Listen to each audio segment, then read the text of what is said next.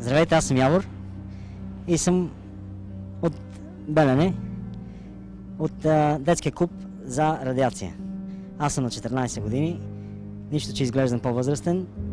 Дошъл съм тук при моите братовчеди в Козлодуй. Това са моите братовчеди. Виждате, те са единият на 4 години, Иван, а другия на 10, той е по-големия братовчет. Това, което нашата организация, детската организация за АЕЦ искаме, е да си построим АЕЦ и в Белене, може и детски. Но предпочитаме да си е за възрастни хора АЕЦ. Вижте, електричеството е хубаво нещо, американците са го осъзнали преди много време. Не случайно са си направили електрически стол. Това е една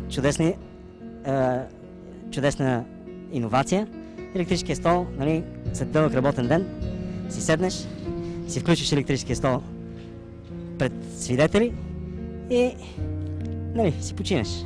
Едни от плюсовете, това е селското стопанство. Значи в районите на Козлодуй селското стопанство цъфти в буквалния и преносния смисъл на думата. Например, тук отглеждаме банани. Венци, дай ми банана да го покажа.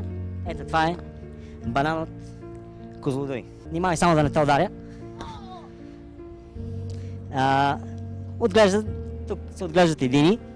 Дини е малко прекалено казано. Всъщност се отглежда диня, която захранва целия район. Значи, засаждаш семенцето в долина и тя става огромна диня, която може да изхрани България за един сезон. Проблема е, ако я засадиш на високо, защото когато порасне, може да се откъсне от баира и да разруши град с големината на Пловдив или София. Животновъдството също е в разцвет. Тук произвеждаме ездитни кокошки, които развиват скорост около 100-150 км в час.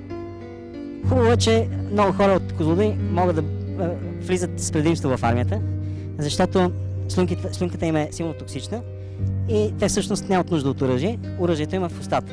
Правят един курс за далекоплюене и просто се мерят в някой враг, вражески войник, и го плюят и той се разяжда и така няма и следи от вражеската армия. Атомните лъчи имат различни гами, доколкото знам. Гама глобулин е едната и другите са гами, които са до мажор, фа минор и други гами. Тук имаме много красиви пейзажи.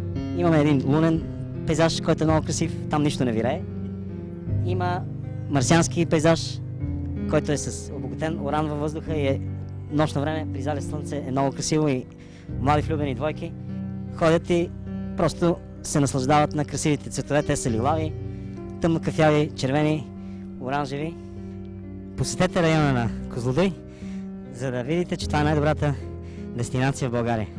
Дестинация за туризъм, дестинация за енергия, дестинация за бъдещето на нашите деца. Аз съм още дете за моето бъдеще.